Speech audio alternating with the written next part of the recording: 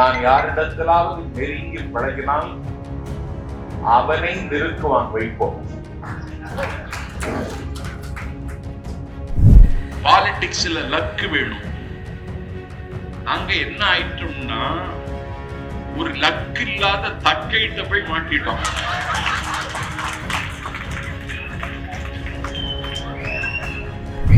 இன்றைக்கு அதைவிட மகிழ்ச்சியாக இருக்கிறார்கள். ஏனென்றால் துர்காசினிக்கு தெரிகிறது, நான் ஒரு தலைவனைத்தான் திருமணம் செய்து கொண்டேன் என்பது. துர்காசினிக்கு தெரியல. அவருக்கு முன்னால கருப்பு துண்டு நான் போடு பேசுறேன். அவருக்கு முன்னாடியே நான் கருப்பு துண்டு போட்டேன். அவருக்கு பிடிக்காதுன்னு நான் அவர் இருக்கும் பொழுது போடுறது இல்லை. கருப்பு துண்டு அவரை விட எனக்கு நல்லா இருக்கும் எல்லாரும் சொல்றாங்க.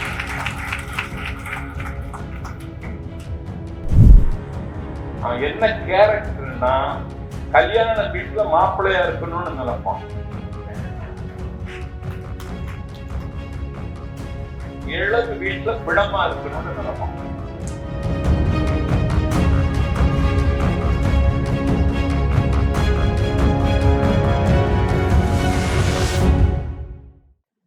நண்பர் சத்யா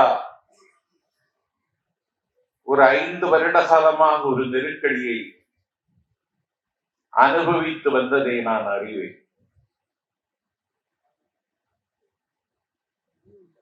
அண்ணாவினுடைய அணிவகுப்பை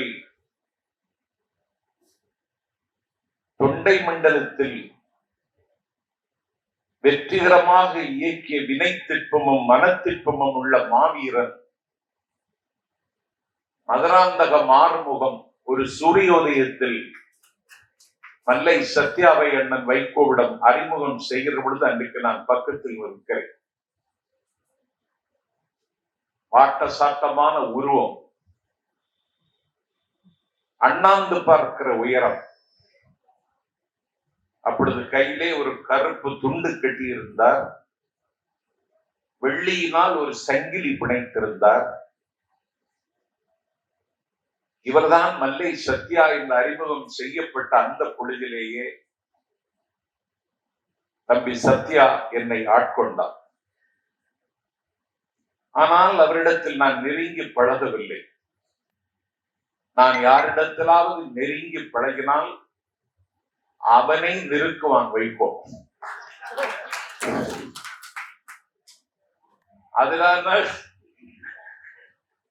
அதனாலே என்னால் யாருக்கும் காயம் வந்துவிடக் கூடாது என்று எனக்கு நானே ஒரு எல்லைக்கோட்டை வரையறுத்துக் கொண்டு எனக்கு விதிக்கப்பட்ட கடமையை ஆரவாரம் இல்லாமல் இதுவரைக்கும் செய்தவன் நான். என்னை அவர் நீக்கவில்லை. இன்னும்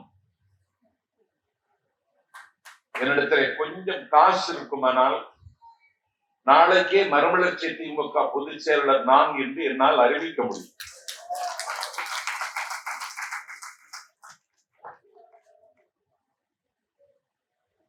நான் அவரிடத்தில் போட்டிக்கு போக விரும்பவில்லை. அவரை விமர்சனம் செய்வதில் எனது நோக்கமில்லை. ஏனென்றால் நான் விமர்சனம் செய்யக்கூடிய அளவுக்கு அவருக்கு தகுதி இருப்பதாக நான் கருதவில்லை. நண்பனாக வேண்டுமானால் யாரும் இருக்கலாம். இன்றைக்கு என்னுடைய பேச்சை கேட்பதற்கு குண்டத்தூரில் இருந்து காங்கிரஸ் கட்சியை சார்ந்த ஒரு தம்பி சலாம் வந்திருக்கிறார்.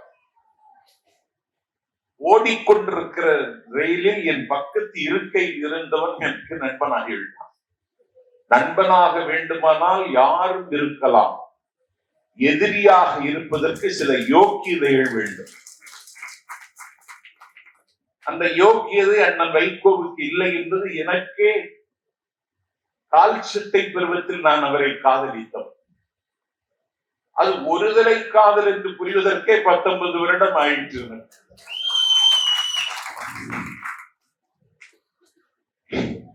இங்கே வைகோ தம்பி சத்யாவை ஈண்டு பிறந்த அந்த தாய் நாகம்மாள் அவர்கள் வந்திருக்கிறார்கள். ஈன்ற பொழுது பெரிதுவக்கும் தன் மகனை சாந்தோன் என கேட்ட தாய் என்ற திருக்குறளினுடைய விளக்கம் எனக்கு இன்றைக்குத்தான் சரியாக நாகம்மாவை பார்த்ததற்கு பிறகு புரியும்.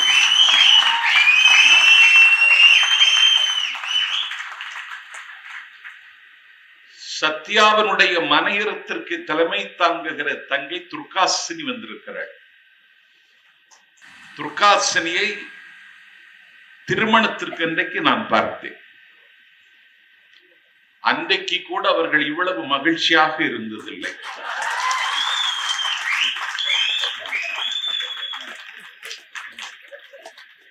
இன்றைக்கு அதைவிட மகிழ்ச்சியாக இருக்கிறார்கள். ஏனென்றால் துர்காசினிக்கு தெரிகிறது, நான் ஒரு தலைவனைத்தான் திருமணம் செய்து கொண்டேன் என்பது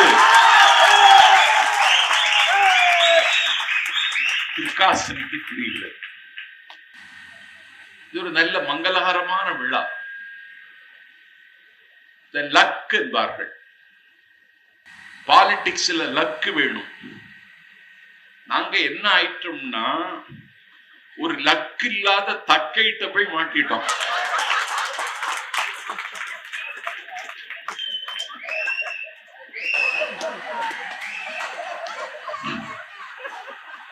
அவன் மழை பெய்யும் பொழுது உப்பு விற்க போவான்.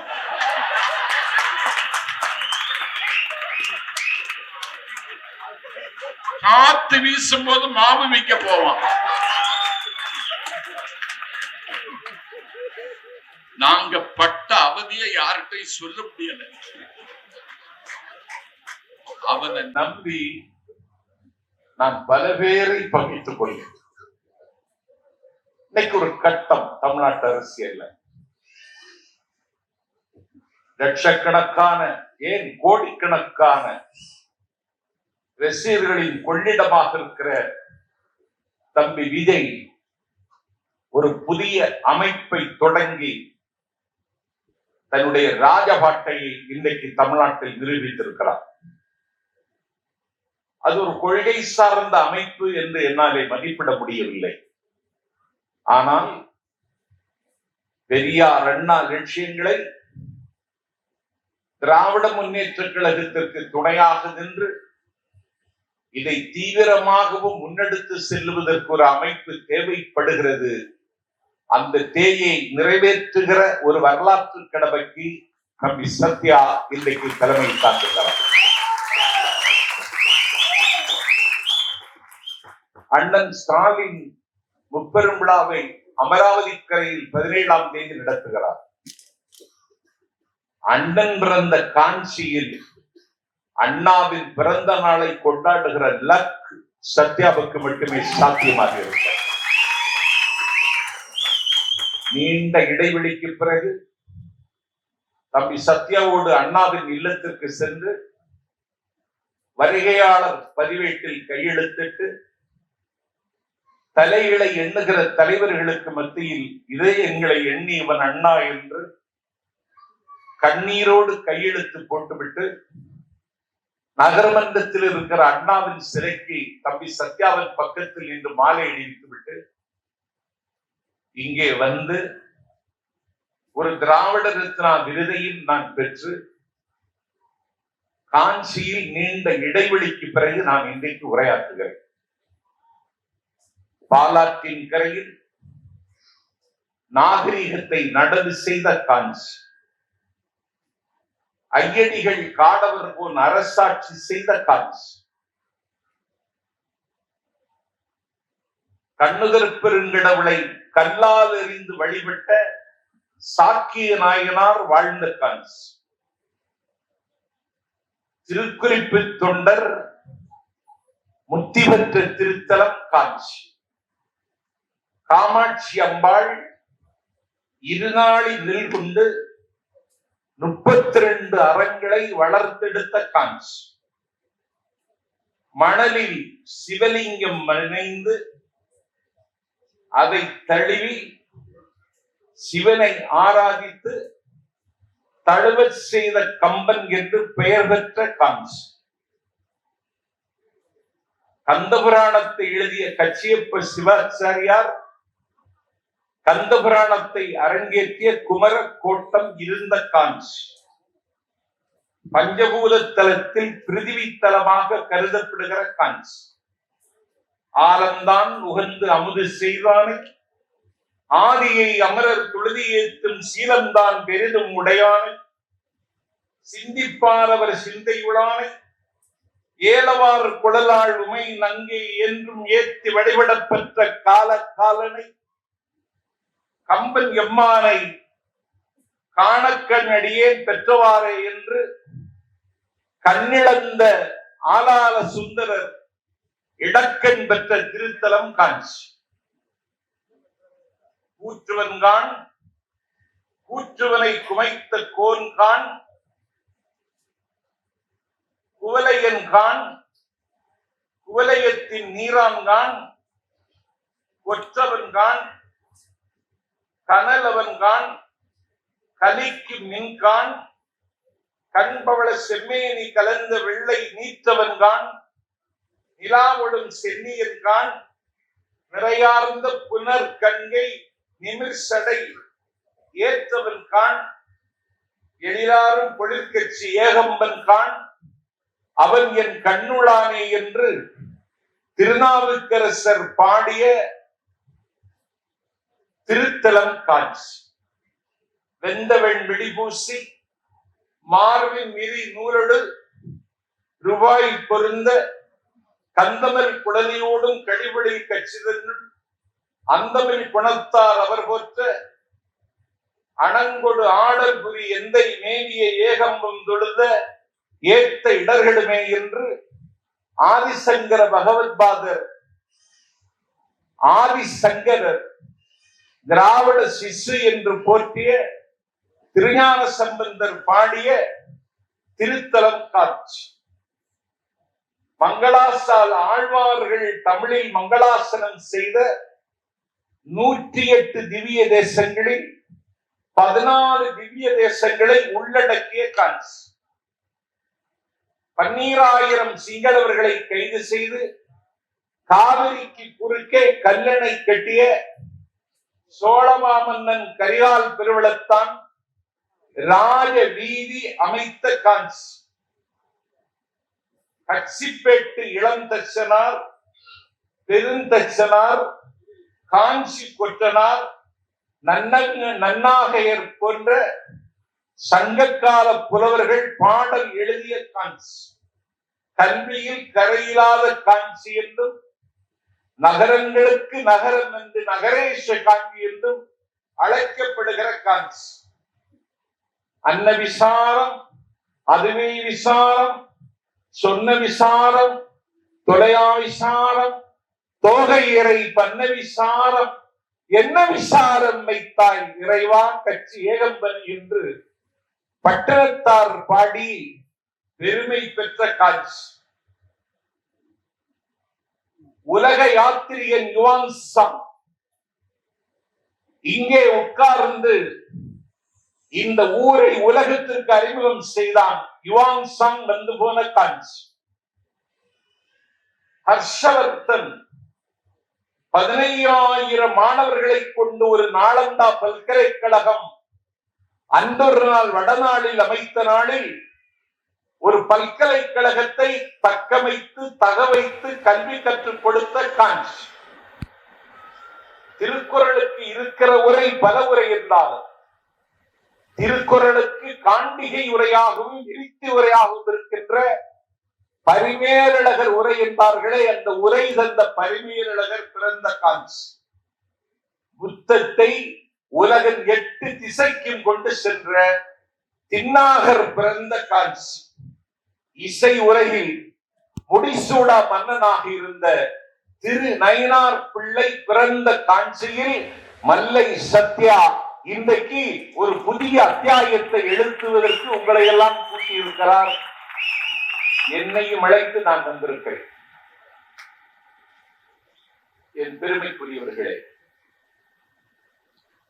அவர் செய்த அநியாயத்தை எல்லாம் பட்டியலிட எனக்கு நேரம் இல்லை. ஆனால் ஒன்று, தலைவர்களில் மிகப்பெரிய தலைவன் வைப்போம். ஏனென்றால் அவன் ஒருவன் தான் தலைவர்களை உருவாக்குகிற தலைவர்.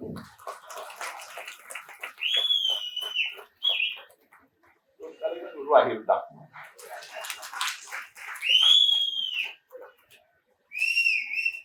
இன்னைக்கு அவருக்கு தூக்கம் வராதுன்னு சொன்னார் பஷீர். நான் அப்படியெல்லாம் அவரை குறைத்து மதிப்பிடல. ஆனால் அண்ணன் வைகோ தன்னுடைய மகனுக்காக இந்த பாவத்தை எல்லாம் செய்கிறார். அதிலே அல்ல பஷீர் பைக் வியாபாரி பைக் வியாபாரின்னு திரும்ப திரும்ப சொன்னார். பைக் வியாபாரி அல்ல, அவன் போதை வஸ்து விற்கிற வியாபாரி. அவனுக்காக லட்சக்கணக்கான தொண்டர்கள், எதையும் எதிர்பாராதவர்கள், கைமாறு கருதாத கார்மேகம் போல் களத்திலே நின்றவர்கள்,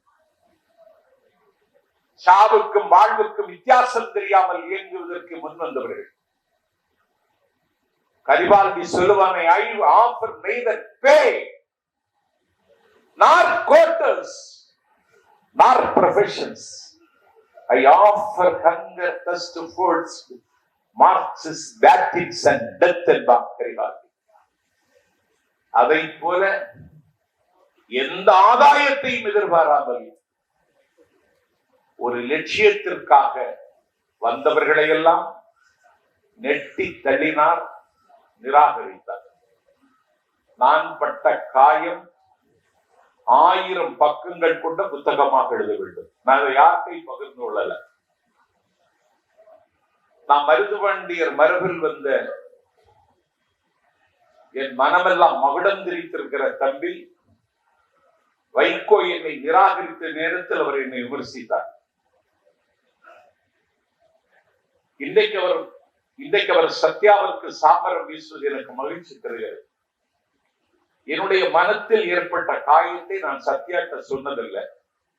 என்னிடத்தில் உரிமை எடுத்துக்கொண்டு பழகுகிற அழகு சுந்தரத்திற்கு நான் சொல்லல. இன்னும் சொல்ல போனால், இங்க இருக்கிற பிள்ளையார்பட்டி தந்த செல்வம் மாவட்ட செயலாளர் அண்ணன் செல்வம் பாண்டியன் நான் இதுவரைக்கும் சொன்னதில்லை. ஊனை பார்த்திவிட சொன்னதில்லை. உரிமை எடுத்துக்கொண்டு என்னிடத்தில் பழகுகிற யாரிடத்திலும் நான் பட்ட வரியையும் வேதனையும் அவமானத்தையும் நான் சொல்லல. எல்லாவற்றையும் நான் தாங்கிக் கொண்டிருந்தேன். உலகத்துல எல்லா சுமைகளையும் தாங்கிக் கொள்ளுகிறவனுக்கு ஒரு நோபல் பரிசு கொடுக்க வேண்டும் என்றால் அந்த பரிசு எனக்கு தான் தரணும். அவ்வளவு தாங்கி நான் அவருக்கு முன்னால கருப்பு துண்டு நான் போடு பேசுறேன். அவருக்கு முன்னாடியே நான் கருப்பு துண்டு போட்டேன். அவருக்கு பிடிக்காதுன்னு நான் அவர் இருக்கும் பொழுது போடுறது இல்லை. கருப்பு துண்டு அவரை விட எனக்கு நல்லா இருக்கும்னு எல்லாரும் சொல்றாங்க.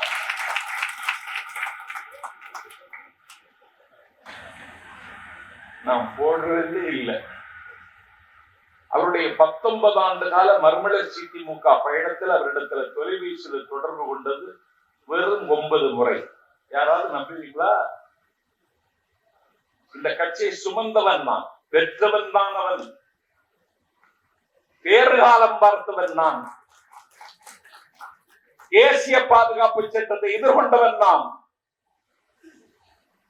124A தேச விரோத சட்டத்தை சந்தித்தவன் நான். தமிழ்நாட்டில் இருக்கிற 8 மத்திய சிறைச்சாலைகளில் 7 சிறைச்சாலைகளில் வாசம் செய்த ஒரே ஆள் தமிழ்நாட்டில் நான். என் பெருமைக்குரியவர்களே,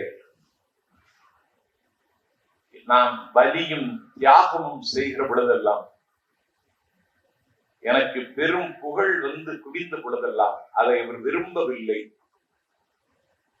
என்னை குளித்தலையில் கொலை செய்ய முயற்சித்தார்கள். என்னை பாதுகாக்க வந்த பரணி மணி காலில் எடுபட்டு 6 மாதம் மருத்துவமனையில் சிகிச்சை பெற்றார். என் தலையில் வந்து விழுந்த தாக்குதலை தன் தலையில் தாங்கிக் கொண்டான் ஒரு தம்பி. அவன் பெயர் பாலமுருகன். அதே குளித்தலையில் என்னை தாக்கியது அநியாயம் என்று சொல்லி ஒரு பொதுக்கூட்டம் போடுகிறார்கள். அந்த பொதுக்கூட்டத்திற்கு வைகோ என்னை அழைக்கவே இல்லை, அழைக்கல. அவன் என்ன கேரக்டர்னா கல்யாண வீட்டுல மாப்பிள்ளையா இருக்கணும்னு நினைப்பான், இளவு வீட்டுல பிணமா இருக்கணும்னு நினைப்பான். சரி, குளித்தலைக்குத்தான் கூப்பிடல, பத்தலை குண்டுக்காவது கூப்பிட்டியா? அங்க அவ்வளவு பெரிய தாக்குதலை நான் எதிர்கொண்டேன். அங்கேயும் கூட்டம் போட்டான், என்ன கூப்பிடல. பேச வேண்டியவன் நான், என்ன கூப்பிடல. நான் வத்தலக்குண்டில் தாக்கப்பட்டு திண்டுக்கல் குறிஞ்சி விடுதியில் தங்கி இரவு 2 மணிக்கு மாவட்ட காவல்துறை துணை கண்காணிப்பாளர் வந்தார். நான் எப்பொழுதுமே போலீஸுக்கு பயப்பட மாட்டேன். எப்போது போலீஸுக்கு பயப்பட்டா அவன் மனுஷன் கிடையாது. நான் பயப்பட மாட்டேன். 2 மணிக்கு வந்தார். என் அறையின் கதவை தட்டினார். தாக்கப்பட்ட அன்றைக்கு நான் தனியாகத்தான் தங்கினேன். நான் டிஎஸ்பியினர் என்ன வேணும்னு கேட்டேன். இல்ல உங்களுக்கு பாதுகாப்பு தர வந்திருக்கோம்னு சொன்னார். திண்டுக்கல் வத்தலக்குண்டுல தந்த பாதுகாப்பு ரொம்ப பிரமாதம், அதை விட பெரிய பாதுகாப்பா தருவீங்கன்னு கேட்டேன். வெளியிலையும் நின்னார். 4 மணிக்கு மீண்டும் வந்தார். உங்களை ரிமாண்ட் செய்ய உத்தரவிட்டார். இதுக்குத்தான் வந்தீங்கன்னு 2 மணிக்கே சொல்லி தொலைக்க வேண்டியதுதானே, இதுக்கு ஏன் 2 மணி நேரம் அவகாசம் எடுத்தீங்கன்னு கேட்டார். 4 மணிக்கு கைது செய்து நிலக்கோட்டை குற்றவியல் நடுவர் மன்றத்தில் என்னை நிறுத்தி ரிமாண்ட் செய்து 5:30 மணிக்கு மதுரை மத்திய சிறைச்சாலையில் அடைக்கிறார்கள். சிறைச்சாலைக்குள் ஒருவன் தாக்குகிறார். நான் பேரை சொல்ல விரும்பல. நான் தாக்குண்ட செய்தி அழகு சுந்தரத்துக்கு கிடைச்சு காவல்துறையை கசிய விட்டது. ஆட்கொண்டர்கள் மனு, இங்கிலீஷ்ல என்ன சொல்றாங்க, ஹேபியஸ் கார்பரேஷன் சொன்னாங்க, அதை போட்டாங்க. நான் இன்னைக்கு உங்க முன்னாடி உயிரோட நிக்கிறேன்னா இப்ராஹிம் கலிஃபுல்லா என்கிற ஜட்ஜு இந்த மனுவை தாக்கல் செய்து பேசியவர். நான் இதுவரைக்கும் எங்கேயும் பேசல சொல்லியா. அஜ்மல் கான் என்று தென்னகத்தில் புகழ்பெற்ற வழக்கறிஞர். என்னை உடனே மீட்க வேண்டும் அவர் கேட்டார். நீதியரசர் கேட்டார். வித்தின் 1 hour 1 மணி நேரத்தில் காவல் மத்திய சிறைச்சாலை சூப்பரிண்டென்ட் இங்கே ஆஜராகணும்னா அவர் ஆஜரானார். ஏன் நாங்கள் சம்பத்தை தாக்குறீங்கன்னு ஜட்ஜி கேட்டார். தாக்கல்லைன்னார். அவர் ஜுடிஷியல் கஸ்டடி, நான் போலீஸ் கஸ்டடி, நீங்க எப்படி தாக்கலான்னு திருப்பி கேட்டார். தாக்கல்லைன்னார். இனிமேல் தாக்க மாட்டேன்னு எழுதி தருவீங்களான்னு கேட்டார். அதெல்லாம் எழுத முடியாதுன்னா. ஏன்னு கேட்டார். என்னுடைய ஹை ஆபீசர் சொல்லாம, நான் என்னுடைய சுப்ரீம் ஆபீசர் சொல்லாம எழுத முடியாதுன்னா. அப்ப நீங்க எழுதி தர மாட்டீங்க, உங்க சுப்ரீம் ஆபீசர் சொன்னாதான் எழுதி தருவீங்க. உங்க சுப்ரீம் ஆபீசர் கேட்டா அவருக்கு சுப்ரீம் ஆபீசர் சொல்லுவாரு.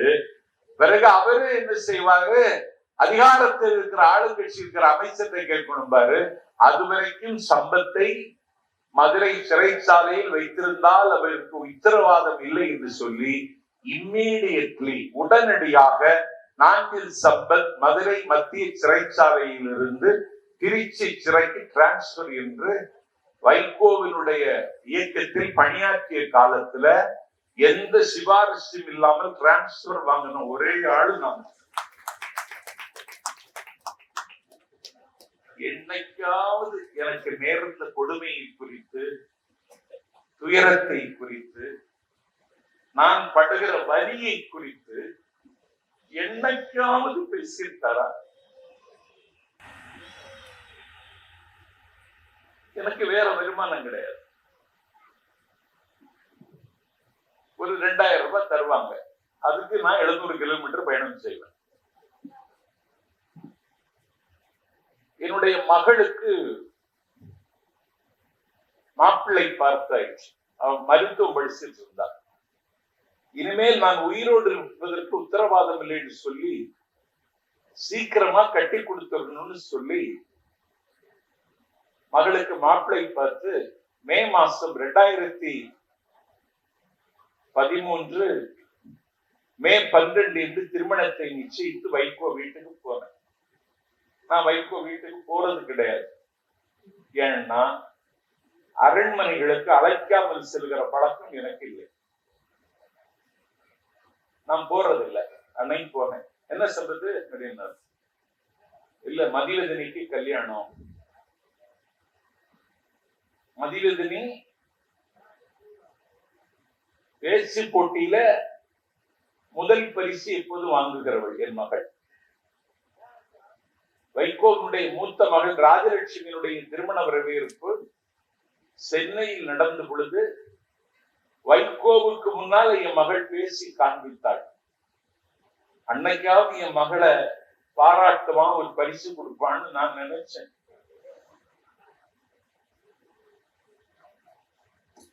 கொடுக்கல. அப்படியா? மாப்பிள்ள பார்த்தா? ஆமா. எங்க? தேனி. எங்க வச்சு கல்யாணம் அப்படின்னு கேட்டார். நான் கேமரின் இன்டர்நேஷனல் ஸ்கூல் அப்படின்னு. என்னுடைய பயணத்திற்கு இன்றைக்கும் பாதை சமைத்து தருகிற என் தம்பி லட்சுமணன் வைகோவுக்கு வாரி வாரி கொடுக்கிறவர். அவனுடைய இன்டர்நேஷனல் ஸ்கூல்ல நான் கல்யாணம் வைக்கணும்னு முடிவு பண்ணிட்டேன். காஞ்சிபுரத்திலிருந்து வளையாபதியை கூப்பிடணும், பூனை பார்த்திபனை கூப்பிடணும், கராத்தே அவரை கூப்பிடணும், சிங்கப்பூர்ல இருந்து இலியாச கூப்பிடணும், உலகத்தில் இருக்கிற தமிழ் சங்க நிர்வாகிகளை எல்லாம் என் மகள் கல்யாணத்துக்கு கூப்பிடணும், உணர்ச்சி கவிஞர் காசியானந்தனை கூப்பிடணும், பெரியார் தாசனை கூப்பிடணும், தேனிசை பாவலர் செல்லப்பாவை கூப்பிடணும்னு சொல்லி, ஓவிய கவிஞர் சந்தானத்தை கூப்பிடணும்னு சொல்லி என்னுடைய திருமண விழாவுக்கு வாழ்த்துவதற்கு நான் வைத்திருந்த பட்டியலில் அப்படி ஒரு பெரிய பட்டியல். இன்டர்நேஷனல் ஸ்கூல்லையா அப்படின்னு சொன்ன உடனே அவருடைய முகம் மாறிவிட்டது. வர்றேன் அப்படின்னார். நான் அழுது கொண்டுதான் போனேன் அந்த வீட்டுல.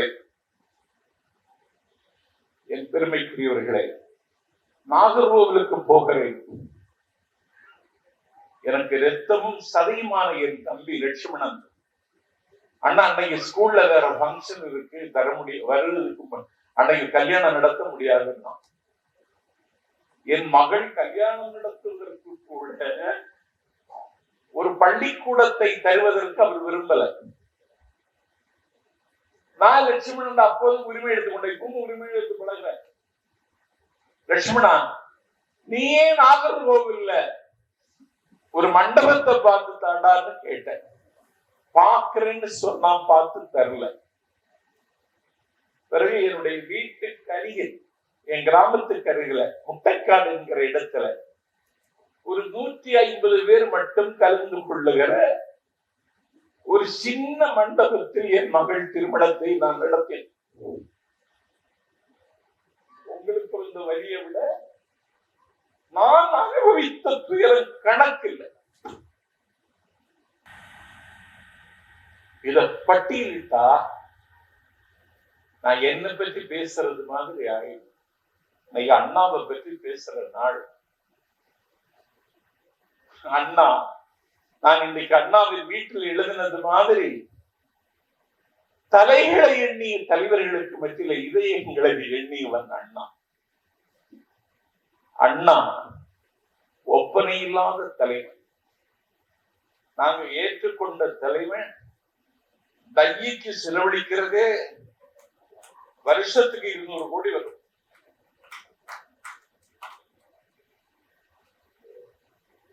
அண்ணா ஒப்பனை இல்லை, சபரம் செய்யப்படாத முகம், சீவப்படாத தலை, வெற்றிலை காமி படிந்திருக்கிற பற்கள், மூக்குப்பொடி முத்தமிடக்கூடிய நாசி துவாரம்,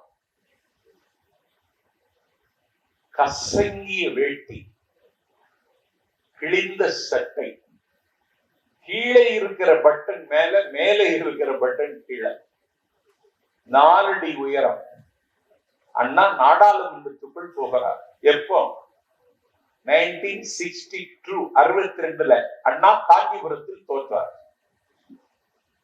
1957 15 இடங்களில் வென்ற திமுக 1962 50 இடங்களில் வென்றது. அண்ணா தோற்றார். எல்லோரும் அழுதார்கள். அண்ணாவின் தம்பிமார்கள் எல்லாம் குமரி குமரி எழுதார்கள். வெற்றி பெற்ற 50 பேரும் ஆற்றாமையால் அண்ணாவே வரவில்லை, நாம் எப்படி சட்டமன்றம் செல்வது என்று எழுதார்கள். அண்ணா தம்பிக்கு முடங்கலில் எழுதினார், தம்பி ஐரோப்பாவில் ஒரு போர், எருசலேமிற்கு கிறிஸ்தவர்கள் போகக்கூடாது என்று இஸ்லாமியர்கள் போர்க்கொடி தூக்குகிறார்கள். இஸ்லாமியர்களுக்கும் கிறிஸ்தவர்களுக்கும் சண்டை. தம்பி எருசலேமிற்கு கிறிஸ்தவர்கள் போகக்கூடாது என்று சண்டை நடைபெறுகிறது. பிறகு சண்டையில் ஒப்பந்தம் செய்கிறார்கள். என்ன ஒப்பந்தம் என்றால், இயேசு பிறந்த எருசலேமிற்கு கிறிஸ்தவர்கள் போகலாம், ஆனால் அவர்களுக்கு தலைமை தாங்கிய ரிச்சர்ட் மன்னன் போகக்கூடாது. இஸ்லாமியர்களுக்கு தலைமை தாங்கியவன் சாரடி. ஒப்பந்தம் சாரடியும் ரிச்சர்டும் கையெழுத்திட்டார்கள். அப்பொழுதுதான் ரிச்சர்ட் சொன்னான், நான் போகாவிட்டாலும் என்னுடைய சகாக்கள் போகிறார்களே அது போதும் என்று சொன்னதை போல, நான் வராவிட்டாலும் சட்டமன்றத்தில் நீங்கள் போவதுதான் எனக்கு பூரிப்பு அப்படின்னு சொன்னாரே. இந்த வரலாற்று வைபவத்தை சுட்டிக்காட்டி பேசுகிற ஆற்றல், தன்னுடைய தம்பிமார்களை கன்வின்ஸ் செய்கிற அந்த அறிவு அண்ணாவுக்கு வாய்த்ததை போல உலகத்தில் எந்த தலைவனுக்கும் வாய்க்கவில்லை. அவ்வளவு அறிவு. நான் அண்ணாவுக்கு படிச்சு அழுதுட்டு இருப்பேன். எங்கிருந்து பெற்றார்? எப்படி அவருக்கு அது வாய்த்து? என் பெருமைக்குரியவர்களே, அண்ணா 60 வயது எட்டு முன்னாலே காலன் அவரை கவர்ந்து கொண்டு போய்விட்டார். அண்ணா ஒரு மிகப்பெரிய ஒரு வரலாற்று மாற்றத்திற்கு வாசல் திறந்து வைத்தவர். ஆள் போல் பிறந்து அருகு போல் வேரோடி நிலத்திமிங்கலங்களால், பண்ணை பிரபுக்களால், ஆலை அரசாங்கர்களால் நிரம்பப்பட்டிருந்தவர் வல்லாதிக்கத்தை இந்திய துணைக்கண்டத்து அரசியலில் எதிர்கொண்டு ஒரு வென்ற ஒரு முதல் மாநில கட்சியின் தலைவர் இந்திய வரலாற்றில் அண்ணா. கேரளாவில் EMS வெற்றி பெற்றார். அது நேஷனல் பார்ட்டி. அண்ணா என் பெருமைக்குரியவர்களே ஒரு மாநில கட்சியுடைய தலைவர். அழகிரிசாமி, பட்டுக்கோட்டை அழகிரிசாமி, சத்யாவுக்கு தான் வேலை. அழகிரிசாமி ஈழை கட்டி இருமுகிறவரை பேசலாம். எனக்காவது சில ஆசைகள் இருக்கு. சத்யா ஜெயிக்கணும், அழகு சுந்தரம் ஜெயிக்கணும். அழகிரிசாமி அதெல்லாம் கிடையாது. அவன் திராவிட நாடு கேட்டு பேசினான். 10 லட்சம் மக்களை கொண்ட லக்சம்பர்க் உலகத்தில் தனியனடாக இருக்கும் பொழுது சின்னஞ்சிறிய ஜப்பானும் சீரற்ற பர்மாவும் ஒரு சிங்கப்பூர் உலகத்தில் தனியனடாக இருக்கும் பொழுது 9 தக்கான பீடபூமிக்கு தெற்கே 9 சாம்ராஜ்யங்களை வைத்து கட்டியாண்ட நாங்கள் ஏன் நாடு கேட்கக்கூடாது என்று நாடு கேட்டு பேசியவன் பட்டுக்கோட்டை அழகிரிசாமி. நான் பேச வந்தா என்ன வேணும்னு கேட்பாங்க. இங்க தண்ணி கொண்டு வச்சிருக்கு, தேவைப்பட்டா குடிச்சிடலாம். முன்னாடி எல்லாம் சோடா வேணும்னு பேச்சாளர்கள் கேட்பாங்க. பேராசிரியர் சூடான பால் சுக்கு போட்டு கொண்டு வான்னு கேட்பார். சில பேச்சாளர்கள் வெந்நீர் கேட்பார். சில பேச்சாளர்கள் செம்பில கொண்டு வையுமா. அங்கதான் பிரச்சனை இருக்கு.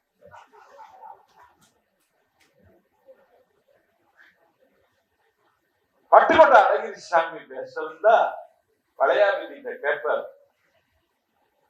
என்ன வேணும்னு வளையாபதி கேட்டா கொஞ்சம் கிழிந்து நைந்த பழம் துணிய மேல கொண்டு வெய் அப்படின்பார். பட்டுக்கோட்டை அழகிரி பேசுவான். விண்ணிடையிடம் உருந்து மேதனை கலக்குதற்கும் பன்னிடை தமிழை குலைத்து பாரினை மயக்குதற்கும் மண்ணிடை வாழை ஏந்தி பகைப்புலம் மாய்ப்பதற்கும் எண்ணிலா தமிழர் உள்ளார் எனும் நிலை காண்பதோடு பேசுவான். ரத்தத்தை கக்குவான். கட்டி கட்டியா ரத்தம் கக்குவார்.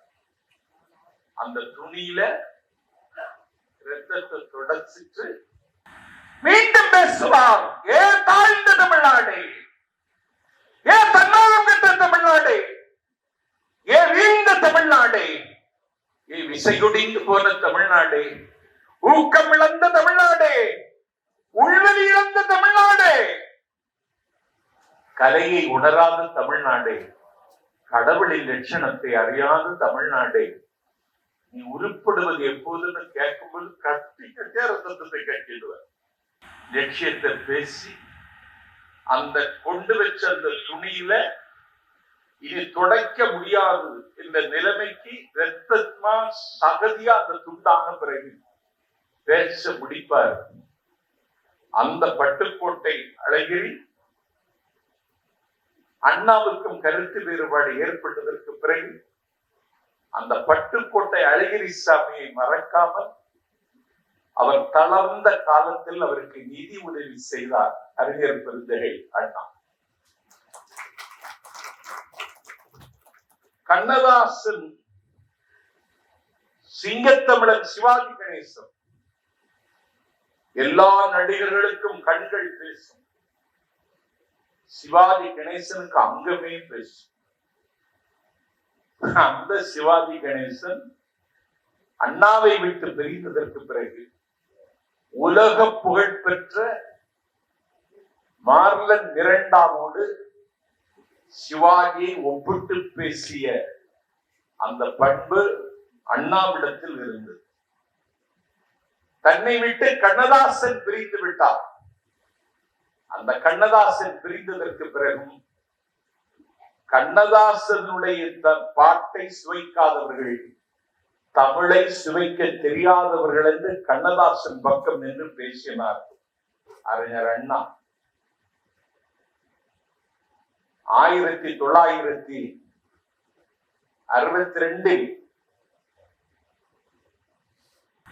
காமராஜர் அண்ணாவை தோற்கடிக்க இதே காஞ்சிபுரத்திற்கு வீதி வீதியாக வந்தார். அண்ணா தோற்கடிக்கப்பட்டார். அதே காமராஜர் 67 விருதுநகருக்கு தேர்தலில் வந்த பொழுது அந்த காமராஜரை தோற்கடிக்க வேண்டும் என்று விருதுநகருக்கே வராமல் தவிர்த்து கொண்ட பெருந்தன்மை போல.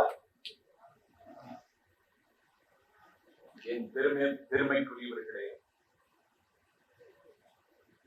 முதல்வராக முடிசூட்டப்பட்டு விட்டார். பெரியார் கடுமையா எதிர்த்தார் 67. அது குடியரசு படித்தால் தெரியும். அப்படி ஒரு கோல்ட் வார் வெளிப்படையாக விமர்சித்தார் பெரியார் அண்ணாவை. எல்லாவற்றையும் தாங்கிக் கொண்டார்.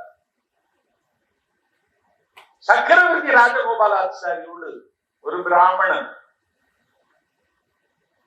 ஒரு சனாதனவாதியோடு கைகோர்த்துக் கொண்டு 67 தேர்தலில் அண்ணா வெற்றி பெற்று முதலமைச்சரானார். முதலமைச்சர் ஆனதற்கு பிறகு அண்ணா கோட்டைக்கு செல்வதற்கு முன்னால், பதவி ஏற்பதற்கு முன்னால் பெரியார் எங்கே இருக்கிறார் என்று தேடி, பெரியார் திருச்சியில் இருக்கிறார் என்று கேள்விப்பட்டு பெரியாரை சந்திக்க அவர் திருச்சிக்கு சென்று இந்த ஆட்சி உங்களுக்கு காணிக்கை என்று பெரியாருக்கு சொன்னார். பெரியார் சொன்னார், நான் ஒரு மணப்பெண்ணை போல நாணிவிட்டேன். அண்ணாவின் தம்பிமார்கள் அண்ணாவிடத்தில் கேட்டார்கள், எங்க போனாலும் கூட்டிட்டு போவியே எங்களை, பெரியார சந்திக்க திருச்சிக்கு போக மட்டும் எங்களை ஏன் கூட்டிட்டு போவதுன்னு கேட்டாங்க. அண்ணா சொன்னார், தேர்தல் நடந்துருச்சு, கல்யாணம் நடந்தது மாதிரி முதல் இரவுக்குமா எல்லாரையும் கூட்டிட்டு போவாங்கன்னு கேட்டாங்க. அதுதான் அண்ணா. என் பெருமைக்குரியவர்களே, அண்ணா ஆட்சி கட்டிலில் வந்து அமர்ந்த பொழுது அண்ணாவிடத்தில் எரிச்சல் கொண்ட ஒரு காங்கிரஸ் சட்டமன்ற உறுப்பினர் அண்ணாவை எரிச்சலோடு பார்த்து, காடாள வேண்டியவர்கள் எல்லாம் நாடாள வந்து விட்டார்கள் என்று சொன்னார். இப்பம்னா செருப்பு பிறக்கும், காட்டுக்கு போக வேண்டியவெல்லாம் நாடாள வந்துட்டான்னு சொல்லிட்டாங்க. அண்ணா எழுந்தார், புன்னகைத்துக் கொண்டே சொன்னார், இதுதான் ஜனநாயகத்தின் மாண்பு, நாடாளவனை காட்டுக்கு அனுப்பும், காட்டுக்கு இருந்தவனை நாட்டில் ஆள வைக்கும், இதுதான் ஜனநாயகம் நிகழ்த்துகிற அதிசயம்னு அண்ணா சொன்னார். தம்பி சத்யாட்ட சொல்லுகிற, ரொம்ப சிம்பிளா இருந்துகிடுங்க.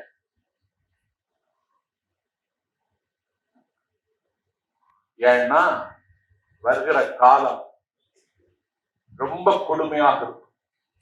2 வருஷம் ஆச்சு ரஷ்யா உக்ரைன் போர், நிக்கல. இன்றைக்கும் காசா மலையில் நாசாவில் கொண்டு விழுந்து கொண்டிருக்கின்றன. நாளைக்கு காற்றையும் விலை கொடுத்து வாங்குகிற நெருக்கடி நம் பிள்ளைக்கு வரலாம். அண்ணா முதலமைச்சராகிட்டார், கையில காசு எடுத்து எண்ண மாட்டார், பார்க்க மாட்டார். என் பெருமைக்குரியவர்களே, முதல் மாத சம்பளம் 1000 ரூபாய். யாருக்கு? முதலமைச்சருக்கு. முதலமைச்சருடைய நேர்முக உதவியாளர் ஒரு IAS ஆபீசர், உங்க அக்கவுண்ட் நம்பரை சொல்லுங்கன்னு அண்ணாட்ட கேட்டார். அக்கவுண்ட் நம்பரா? அப்படி ஒண்ணு இல்லையேன்னார் அண்ணா. இல்ல வங்கி கணக்கு கேட்கிற, வங்கியில விட நான் இதுவரைக்கும் அக்கௌண்டே ஓபன் பண்ணலன்னார் அண்ணா. ஏன்? இல்ல உங்களுக்கு சம்பளத்தை கையில தரமாட்டாங்க, உங்க வங்கி கணக்குல தான் போடுவாங்க, உங்க அக்கவுண்ட் நம்பரை சொல்லுங்கன்னு சொன்னால, நான் வங்கியில இதுவரைக்கும் கணக்கு போடலன்னு சொன்னதுக்கு பிறகு அண்ணாவினுடைய சம்பளத்தை வங்கி கணக்கில் போடுவதற்காகவே கணக்கு தொடங்கினார் அண்ணா என்றால், இந்த அண்ணாவை போல பரிசுத்தமான தலைவர் பாரி எங்கும் இல்லை. அந்த அண்ணாவுக்கு இன்றைக்கு இங்கே பிறந்தாங்க. அண்ணாவுக்கு நிறைய பேசலாம், அதற்கெல்லாம் நேரம் இல்லை. இனி பேராசிரியர் அவர்கள் பேச வேண்டும். ஒரு அழகான கொடி கிடைத்திருக்கிறது. நவம்பர் 20 தான் தொடங்க போகிற அமைப்புக்கு அவர் பெயர் சூட்ட போகிறார்.